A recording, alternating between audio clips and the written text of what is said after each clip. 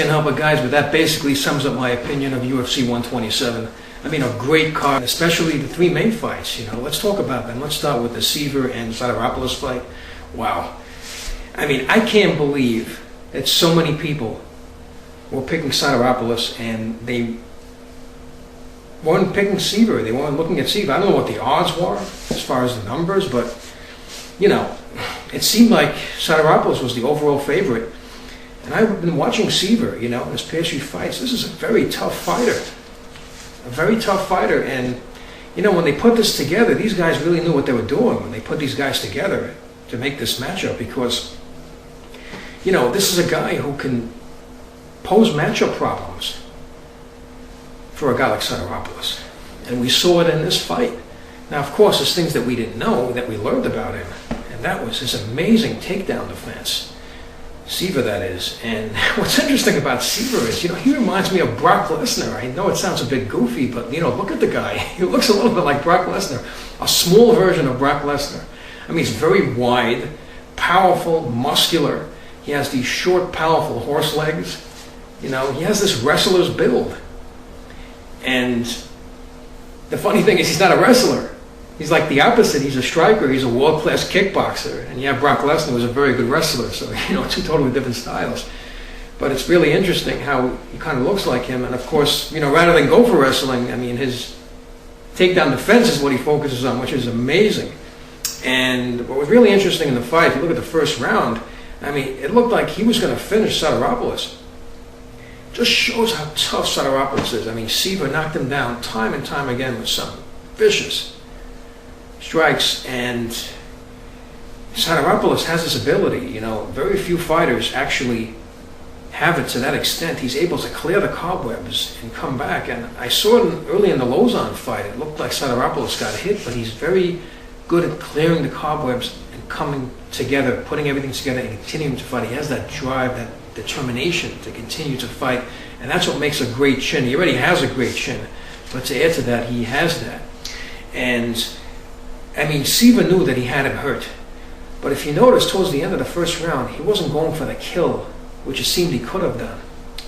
And then I was wondering why, and then I started to think about it, comparing him to Brock Lesnar. This is a very big guy, or lightweight, very built, a lot of muscles, and it could be, you got to be careful. You know what happens when you think you have a guy hurt, looks like he's hurt, and then you go for the kill, and then you start to punch yourself out. And it just seemed that Siver, he started to pace himself. He wasn't as aggressive as earlier on, and he was more patient. And I'm thinking, what is he doing? And then I thought about it. I said, wow, this guy is a very, very cerebral and very disciplined fighter. Because fighters can see they have someone hurt, they'll go for the kill. And that might be lack of discipline because they can end up hurting themselves by punching themselves out. And, he slowed down, he paced himself, and he knew he had the round. And he also understood that Sotiropoulos has great cardio, so he doesn't want to hurt his cardio because it can cost him the fight. And he saw that he couldn't put him away. He hit him with some really, really big shots, which may have put many fighters away, and he couldn't. So, Sotiropoulos has the good chin. He knew he had the round, and then he would move on to the second.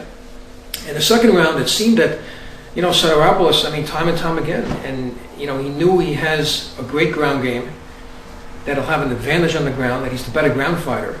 And that's where he wants to take this. That's what everybody was talking about, it seemed.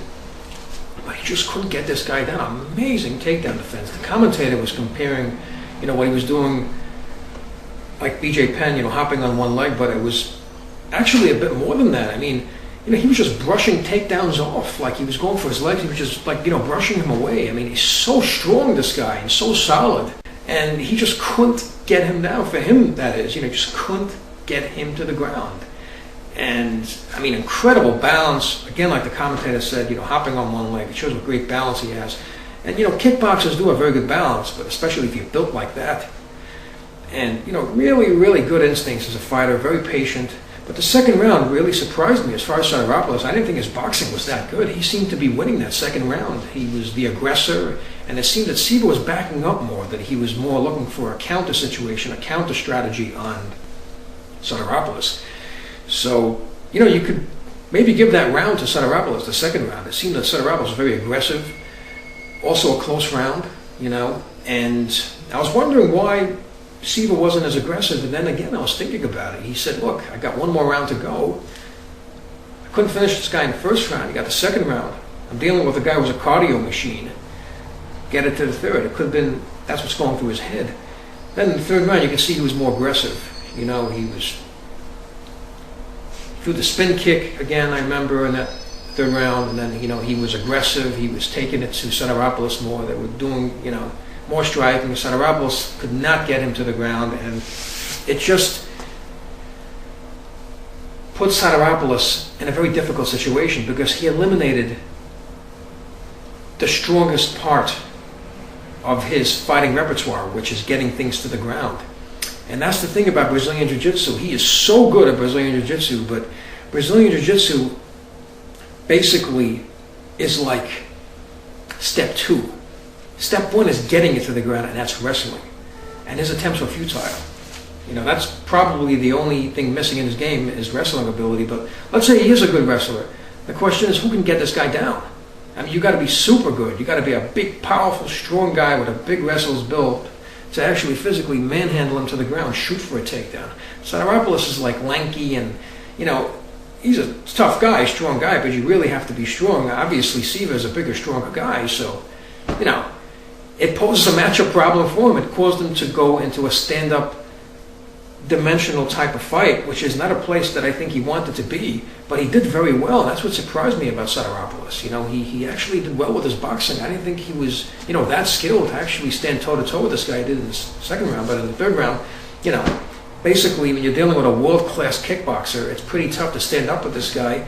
And the difference in the fight was, Siver's amazing takedown defense, his power, and extreme discipline. I mean, he was so disciplined in this fight. He knew he had the first, second round, paced himself more, waited to get to the third to throw all his energy at him and, make it as close as possible, maybe finish Sotiropoulos, and the plan worked out beautifully. I mean, they say that about German athletes, that I heard this in the Olympics, that they have structure and direction and they're disciplined.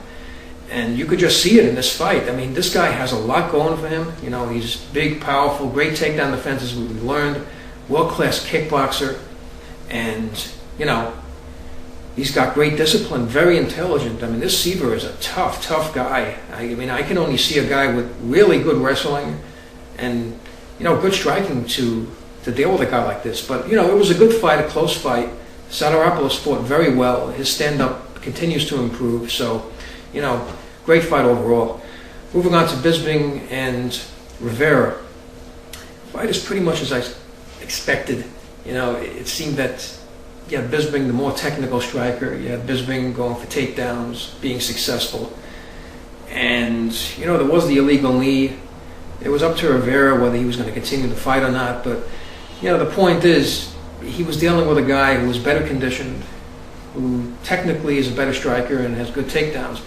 And, Rivera has that power, but he did hit Bisping, but Bisping kept on fighting. He did hit him with one shot, seemed like a big shot, but Bisping kept on fighting on. So, people talk about the Henderson fight and he was getting rocked before, but he seems to be collecting and putting the cobwebs out of his head and continuing to show resolve and continuing to fight. So, he continues to get better. It seems that Bisping is just a really good fighter. He's a really good fighter. I mean, and he's ready for the next step, Also, a good fight, very good fight. He finished the fight, made a statement by finishing the fight, so it was a good win for Bisping. And overall, it was a good fight. Moving on to the main event, Penn vs. Fitch. Wow. Something? It was a tough fight. You saw a lot of the things that you expected from Penn, but except in the beginning when Penn went for a takedown. I remember seeing much of that. And I guess they said he was training with Matt Hughes, so it was a good strategy to do that. But, getting a guy like Fitch down to the ground, that's not an easy thing to do. And obviously it wasn't easy. But, if you look at the entire fight, it was pretty close. A lot of it was against the cage. And it seemed like Penn, was being BJ Penn. He's a guy that, if you're going to take him down, it's going to be very difficult, and he's also going to make you pay for it. And he was throwing those nasty elbows to the head, and it could be one of those things is what started the bleeding and all that. But, the first round, second round, it was overall, a pretty much close fight. Penn had a lot of chances, it seemed, to finish Fitch. He had his back, and it looked like he was trying to get in a rear naked choke, but it just shows how talented Fitch is. I mean, when you have a guy in that position where you get, the legs locked in and you have the shoulder trying to tuck it under the neck, I mean, how many times do you see fighters getting out of that, right? I mean, it's really tough. And he was able to get out of that. It shows how powerful, how strong Fitch is. He's just a really big welterweight. And if it wasn't a guy as skilled and as good as BJ Penn, it would have been very difficult when you're dealing with a guy who's so big. His size really seemed to play a factor in this fight. Of course, it's toughness and work ethic, and also great cardio by Fitch. And, skill. He's a very skilled wrestler. He showed that. He was able to reverse position many times throughout the fight. Third round, of course, was complete domination by Fitch. He rocked BJ Penn from the beginning, and then he got him down. He was grounding and pounding him. Very skilled fighter, Fitch. He was able to beat up Penn in his guard. It's a difficult thing to do. Penn's so tough, will never give up. But, I don't know. I was pretty surprised by the judge's decision, it being a draw. I actually thought that Fitch took this fight because I saw the first 2 rounds as being pretty close. I mean, that's the fight that I saw. Forget about what CompuStrike says, who threw more strikes. I don't know about that. But, as far as aggression, it seemed that Fitch was very aggressive throughout the fight. Of course, Penn had him in trouble, with those rear naked choke attempts and had his back. But, if you look at the first 2 rounds, for me, I don't know, it was hard to score just watching it. But that third round was basically, that was all Fitch. I figured that would be the tiebreaker. But obviously in the judges' eyes it wasn't, and they called it a draw. I was a bit surprised by it. I would like to know what you guys think about that, because that's a very interesting decision that the judges made. It was a really good fight, and, very interesting to see. It was a lot better than, a lot of people were saying.